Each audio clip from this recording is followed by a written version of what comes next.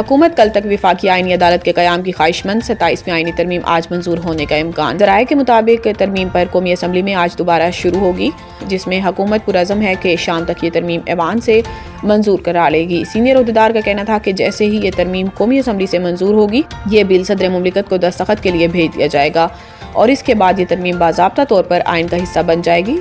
जैसे ही आइनी अमल मुकम्मल होगा, हुकूमत का इरादा है कि जुमेरात को ही विफाकी आइनी अदालत के जजों की तकरीब हलफ बर्दारी मुनक्किद की जाए, जिससे बाज़ाब्ता तौर पर एक नई अदालत कायम हो जाएगी। ज़राए ने इंकशाफ किया कि हुकूमत ने इस नई अदालत के चीफ जस्टिस और दीगर जजों के तकर्रुर के हवाले से बुनियादी काम मुकम्मल कर लिया है। अदालत में जजों की इब्तदाई तादाद का तयन सदारती ऑर्डर के तहत होगा, जबकि मुस्तकबिल में जजों की तादाद में इजाफे का फैसला एक्ट ऑफ पार्लियामेंट से होगा। 27वीं आइनी तरमीम के तहत सदर मुमलिकत वज़ीर आज़म की एडवाइस पर विफाकी आईनी अदालत के जजों का तकर्रुर करेंगे।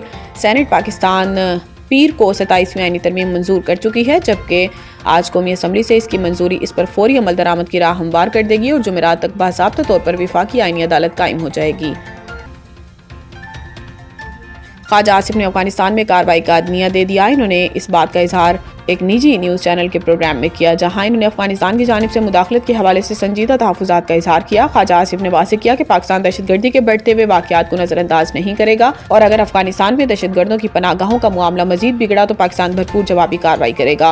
अफगान तालिबान की जानिब से दहशतगर्दों की पनाहगाहों पर मुबैना खामोशी के बारे में बात करते हुए ख्वाजा आसिफ ने कहा कि अफगान तालिबान की मजम्मत या अफसोस का इजहार महज लफ्ज़ों तक महदूद है, ये सच्चाई का सबूत नहीं। इन्होंने मजीद कहा कि अफगान तालिबान की पनाहगाहों से दहशतगर्द हमारे खिलाफ मुसलसल हमले कर रहे हैं। वज़ीर दिफा ने मजीद कहा कि हालिया दहशतगर्दी के वाक़यात में ज़्यादातर अफगान दहशतगर्द मुलविस हैं और पाकिस्तान में दहशतगर्दों की कोई पनाहगाहें नहीं। वज़ीर दिफा ने मजीद कहा कि हम भारत के हवाले से हमेशा हाई अलर्ट पर हैं और इसके अज़ाइम को जांच कर जवाब देने की तैयारी रखते हैं। दहशतगर्दी की नई लहर, IG KP का हसास मकामात की सिक्योरिटी बढ़ाने का हुक्म। दहशतगर्दी की नई लहर के बाइस IG पुलिस ने खैबर पख्तूनख्वा में हसास मकामात की सिक्योरिटी बढ़ाने का हुक्म दे दिया। IG पुलिस ज़ुल्फ़िकार हमीद ने RPOs और DPOs को ख़ुसूसी हदायत जारी करते हुए दहशतगर्दी की नई लहर के बाइस सिक्योरिटी का असर-ए-नौ जायज़ा लेने का हुक्म दिया। इन्होंने जुडिशल कॉम्प्लेक्सेस और हाई कोर्ट का असर-ए-नौ ऑडिट करने का हुक्म भी दिया, जबकि तालीमी इदारों और पुलिस ट्रेनिंग सेंटर्स की सिक्योरिटी बढ़ाने की हदायत भी की। IG पुलिस का कहना था कि दाखिली और खारजी रास्तों पर चेक पोस्ट के क़याम का हुक्म दे दिया गया है। वाज़ेह रहे कि गुज़िश्ता रोज़ इस्लामाबाद कचहरी के बाहर खुदकुश धमाके में 12 अफराद शहीद और 30 ज़ख्मी हो गए थे। खुदकुश बमबार का असर सड़क पर पड़ा हुआ मिला था। कैडेट कॉलेज वाना पर हमलावर तमाम ख्वारिज को जहन्नुम वासिल कर दिया गया। सिक्योरिटी ज़राए के मुताबिक कैडेट कॉलेज पर हमलावर एक खुदकुश के अलावा 4 ख्वारिज कामयाब ऑपरेशन करके जहन्नुम वासिल किए गए। सिक्योरिटी ज़राए के मुताबिक इस वक्त कॉलेज की बिल्डिंग को बारूदी सुरंगों के खतरे की वजह से क्लियर किया जा रहा है।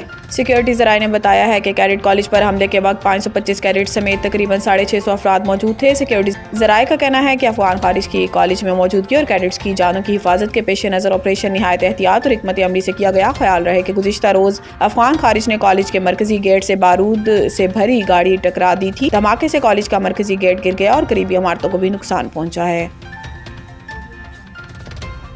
पंजाब में स्मोक का राज, लाहौर का आलूदा तरीन शहरों में दूसरा नंबर। आलमी माहौलियाती वेबसाइट के मुताबिक सूबाई दारुल हुकूमत का एयर क्वालिटी इंडेक्स 455 तक जा पहुंचा। लाहौर के इलाके रावी रोड का AQI 855, पंजाब यूनिवर्सिटी के अतराफ 742, मॉडल टाउन 682 और सांदा का 618 रिकॉर्ड किया गया। महकमे मौसमियात के मुताबिक शहर का कम से कम दर्जा हरारत 12 जबकि ज़्यादा से ज़्यादा दर्जा हरारत 26 डिग्री सेंटीग्रेड रिकॉर्ड किया गया।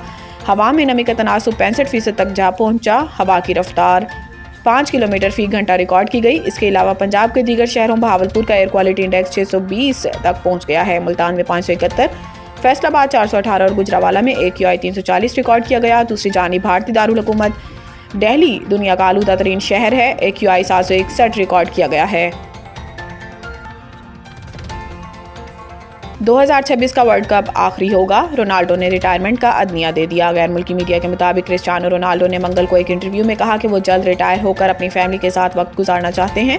रोनाल्डो ने हंसते हुए कहा कि मेरे लिए जल्द का मतलब 10 साल है, मजाक कर रहा हूँ, मैं अभी बहुत लुत्फानंदोज हो रहा हूँ। फुटबॉल में जब आप एक खास उम्र तक पहुँच जाते हैं तो महीने तेजी से गुजरते हैं। रोनाल्डो ने रिटायरमेंट का अदनिया देते हुए बताया कि वो 1 या 2 साल में फुटबॉल से रिटायरमेंट ले लेंगे। इन्होंने कहा कि मैं इस वक्त बहुत अच्छा महसूस कर रहा हूँ, गोल कर रहा हूँ, रफ्तार और तेजी बरकरार है, लेकिन हकीकत यह है कि जब मैं कहता हूँ जल्द तो इसका मतलब शायद 1 या 2 साल है। रोनाल्डो ने तस्दीक की कि अगले साल अमेरिका, कनाडा और मैक्सिको में होने वाला वर्ल्ड कप इनके इंटरनेशनल कैरियर का आखिरी वर्ल्ड कप होगा।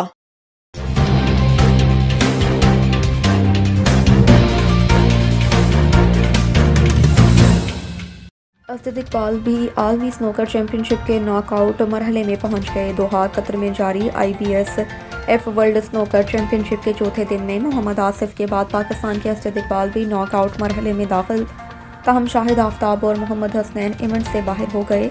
Pakistan players and snooker association के सेक्रेटरी जनरल नवीद कपाटिया ने न्यूज़ 92 HG के रिपोर्टर इम्तियाज़ नारंजा को बताया कि फाइनल राउंड में असद इकबाल जर्मनी के अलेक्जेंडर वेडाइव को 4-2 फ्रेम स्कोर से शिकस्त देकर फैसला कुन मरहले में पहुंच गए। असद पहले 2 फ्रेम हार गए, ताहम उन्होंने लगातार अगले 4 फ्रेम जीत लिए।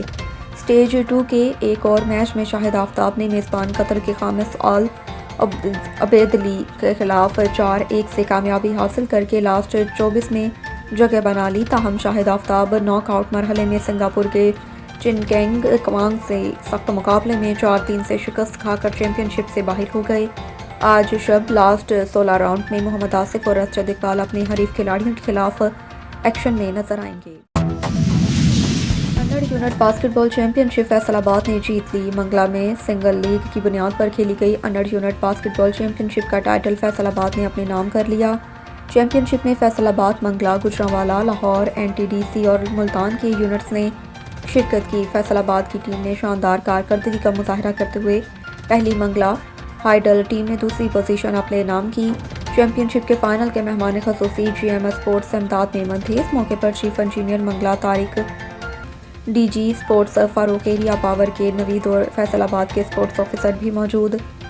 गुज़िश्ता साल की चैंपियन गुजरांवाला ने मंगला को 52-68 से हराकर तीसरी पोजीशन पर इत्तफाक किया। मंगला के कलीम खान ने बेहतरीन खिलाड़ी का अवार्ड हासिल किया। उन्हें 10,000 रुपये नकद इनाम भी दिया गया।